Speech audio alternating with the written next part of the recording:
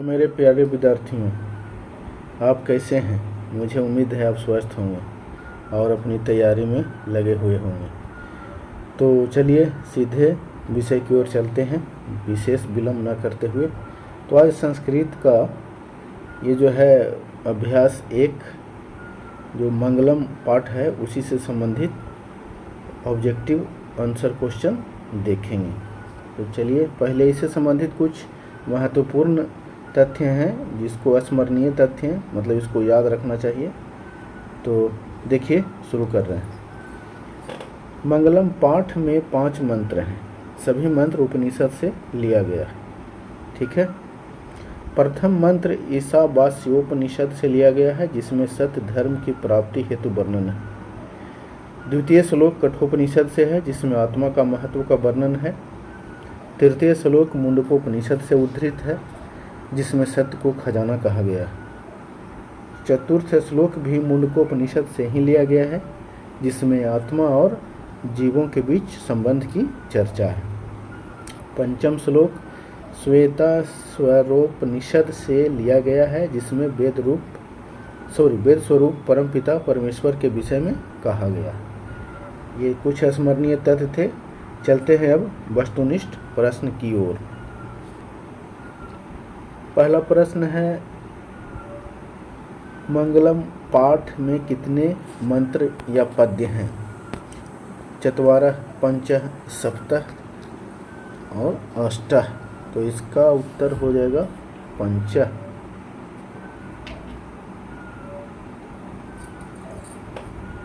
अर्थात बी उत्तर हो जाएगा। अगला है प्रश्न, सत्य का मुंह किस पात्र से ढका हुआ? हिरण्मय पात्र से, मृण्मय पात्र से, रजतमय पात्र से या ताम्रमय पात्र से? तो इसका उत्तर आपको हो जाएगा हिरण्मय पात्र से।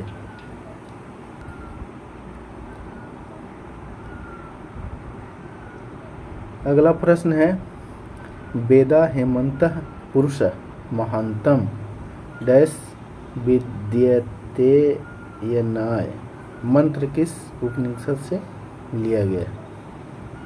कठोपनिषद, श्वेता श्वेतरोपनिषद, मुंडकोपनिषद, ईशावास्योपनिषद।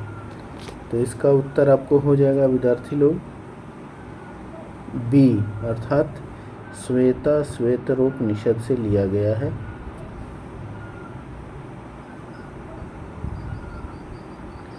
मंगलम पाठ कहाँ से संकलित है? वेद से, पुराण से, उपनिषद से, वेदांत से। तो ये विद्यार्थी लोग है उपनिषद से लिया गया, अर्थात उत्तर आपका हो जाएगा सी। चलते हैं अगले प्रश्न की ओर।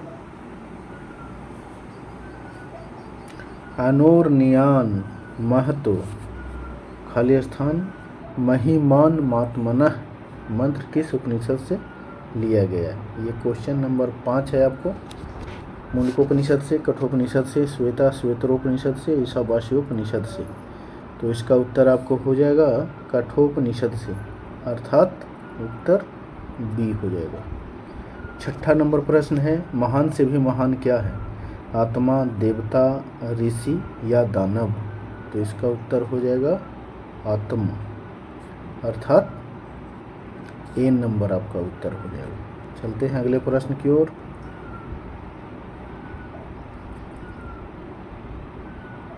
नदियाँ नाम और रूप को छोड़कर किसमें मिलती हैं? समुद्र में, मानसरोवर में, तालाब में, झील में?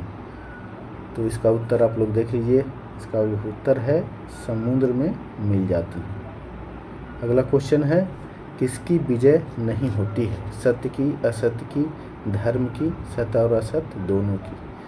तो इस अभ्यास के अनुसार इसका उत्तर हो जाएगा बी, अर्थात असत्य की। अगला प्रश्न की ओर चलते हैं।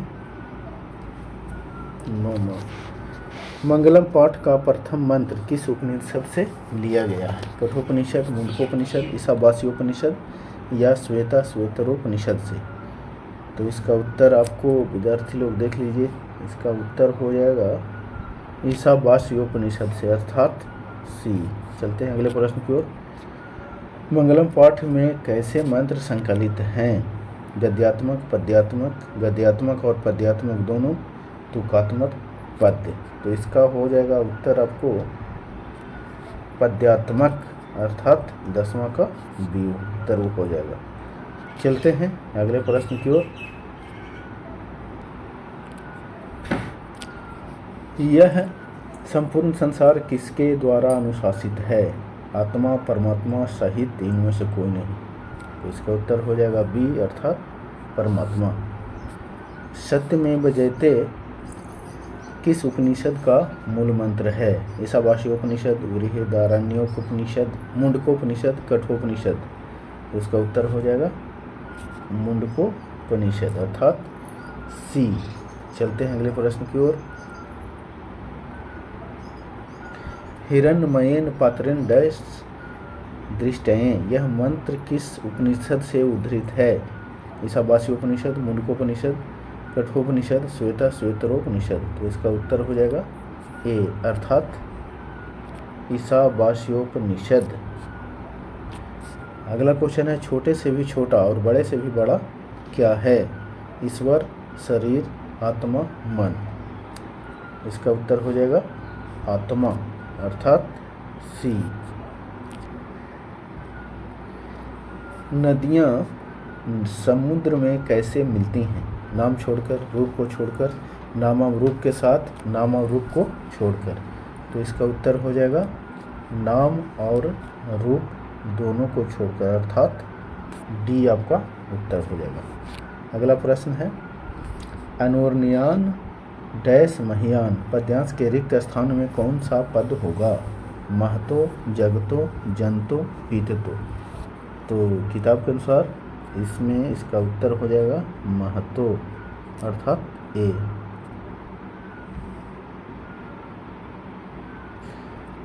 अगला प्रश्न है, सत्यस्य मुखम केन पात्रेण अपिहितम, सोने से, अर्थात इसकी हिंदी है, सत्य का मुख किस पात्र से ढका है? सोने से, तांबे से, चांदी से या लोहे से। तो इसका उत्तर हो जाएगा सोने से, अर्थात ए।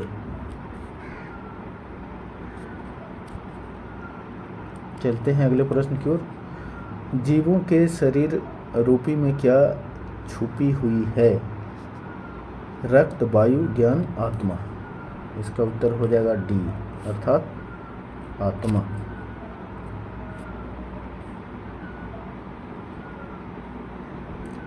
अगला प्रश्न है, यथा नद्यः स्पंदमाना डैश पुरुष मुपैति दिव्यम, अर्थात यह पद्यांश किस उपनिषद का है? कठोपनिषद, ईशावास्योपनिषद, मुंडकोपनिषद, श्वेता श्वेतरोपनिषद।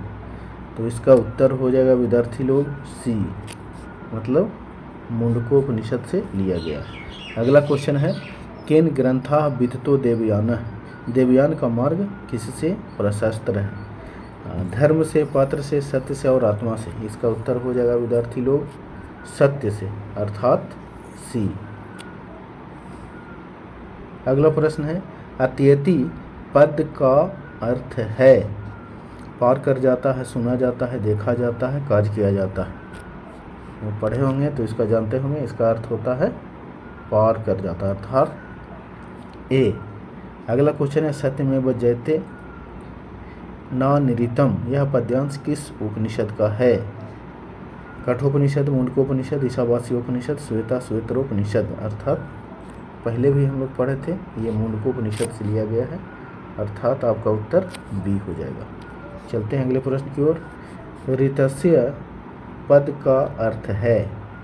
मुख का, पात्र का, सत्य का, द्वार का। तो इसका उत्तर आपको हो जाएगा विद्यार्थी लोग सत्य का, अर्थात सी। अगला प्रश्न है, सत्य से किसका मार्ग प्रशस्त होता है? घर का, स्वर्गलोक का, यमलोक का, देवलोक का। इसका उत्तर हो जाएगा आपको देवलोक का, अर्थात डी। 25 नंबर क्वेश्चन है, मंगलम पाठ में किस उपनिषद से मंत्र संकलित नहीं है? कठोपनिषद, मुंडकोपनिषद, ऐतरेय उपनिषद, श्वेता श्वेतर उपनिषद। तो इसका उत्तर विद्यार्थी लोग हो जाएगा ऐतरेय उपनिषद अर्थात सी।